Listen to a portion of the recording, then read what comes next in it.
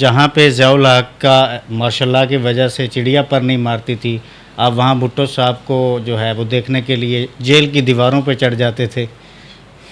لگتا ہے کہ آپ یہ نے کیسے جوش آتا تھا سر آپ کو؟ آپ نے کوئی خفیہ پولیس والوں سے کچھ معلومات حاصل کی ہیں.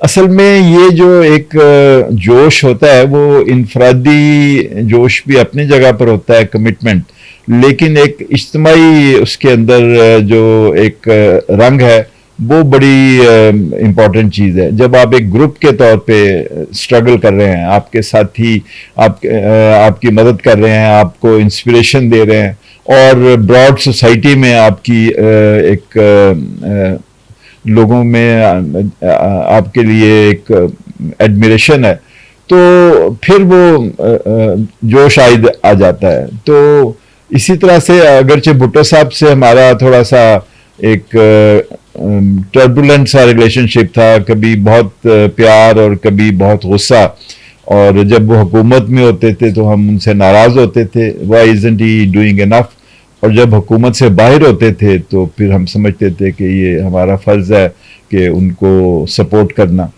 تو اسی طرح کے واقعات ایسے تھے. بلکہ میرا جو سب سے پہلا ایز اے اسٹوڈنٹ پہلا آرٹیکل جو چھپا تھا، ایک روزنامہ ہفت روزہ قندیل ہوتا تھا، تو وہ بھٹو صاحب کے بارے میں ہی تھا جب یہ ایوب خان کی کیبنٹ سے استعفیٰ دے کے آئے تھے، اور اس کا ٹائٹل تھا ریگستان کا پھول.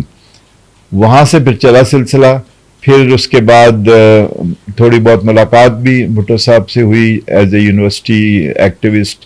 یونیورسٹی یونین کی طرف سے ہم ان کے ساتھ تھے، یا جو اسٹوڈنٹس ایجیٹیشن تھا اس میں وہ بھی اس زمانے میں ایک ابھرتے ہوئے لیڈر تھے. پھر جیل میں ہم ان کے ہمسائے میں رہے، اور بلکہ جو مشقتی ان کے ساتھ دن میں کام کرتا تھا وہ ایک قیدی ہوتا ہے مشقتی بھی، تو وہ رات کو ہمارے بیرک میں آ کے سوتا تھا. تو اس سے ہمیں ڈے ٹو ڈے پتہ چلتا تھا آج کیا کر رہے ہیں اور آج کیا لکھ رہے ہیں.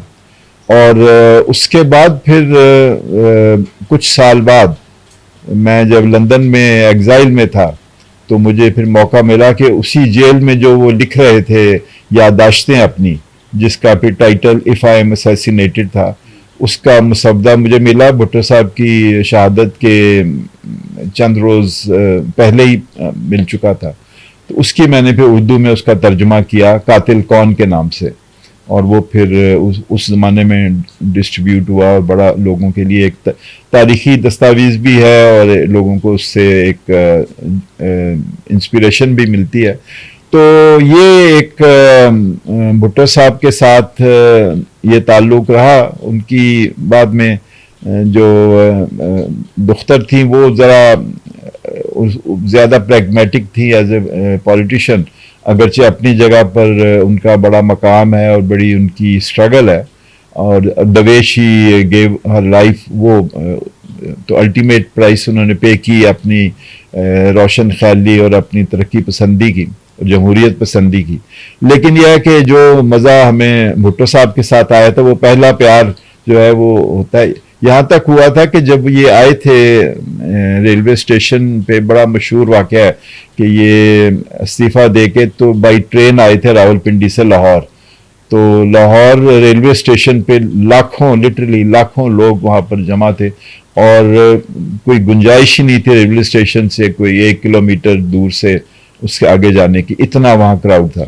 تو ہم کچھ نوجوان تھے، اب ہمیں سمجھ نہیں آ رہی تھی کہ کیسے ہم ان کو دیکھیں یا ان کو کانٹیکٹ کریں. تو جب وہ استقبال کے بیچ میں سے گزر کے ٹھہرنا انہوں نے فلیٹیز میں تھا، تو وہاں تو ہزاروں لوگ پہلی جمع تھے. تو اسی افراتفری میں ڈرائیور ان کو گورنر ہاؤس لے گیا، حالانکہ حکومت چھوڑ کے آئے تھے، لیکن وہ سیکیورٹی کا ایشو بھی تھا. تو وہ دیکھا ہم نے ان کی گاڑی جا رہی ہے گورنر ہاؤس کی طرف. ہمارے پاس ایک جیپ سی تھی، ہمارے دوست تھے مظفر سکھیرا، وہ ساتھ تھے.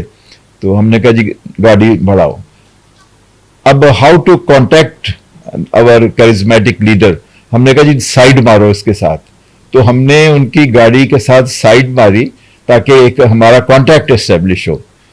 خیر گورنر ہاؤس پہنچے تو ان کو اطلاع ملی ہوئی تھی، گورنر ہاؤس کا گیٹ کھلا، ان کی گاڑی اندر گئی، تو اسی کے پیچھے پیچھے ہم بھی اندر چلے گئے. تو مجھے آج بھی یاد ہے کہ وہ گاڑی سے نکلے اور بال بکھرے ہوئے، کوائٹ فلاور گاس اسٹیٹ کی، یہ ہو کے آ رہا ہے، اتنے لوگ لاہور میں، میرے جو اشاق کہاں سے نکل آئے. تو وہ ہمارا ایک دوست تھا خاور محمود، میرا خیال اسٹوڈنٹ لیڈر تھا، اس نے ان کے پیر چومنے شروع کر دیے. ایک اور تھا سکھیرا یا کوئی اور، اس نے ان کے ہاتھ چومے اور میں نے ان کا ماتھا چوم لیا. اتنے میں سیکیورٹی والے آ گئے اور ہمیں ہٹا دیا. اور تو اس طرح کا ایک جنون تھا. لیکن اس کے بعد پھر جس طرح کی تاریخ نے کروٹیں لیں اور اس میں کچھ سازشیں بھی تھیں اور کچھ پارٹی کی کمزوریاں بھی تھیں، کچھ بھٹو صاحب میں کچھ ایسی ہیروئک فالٹس بھی تھیں جس کی وجہ سے پھر بہت انفارچونیٹ اینڈنگ ہوئی، اور اس کا نتیجہ ہم آج تک بھگت رہے ہیں.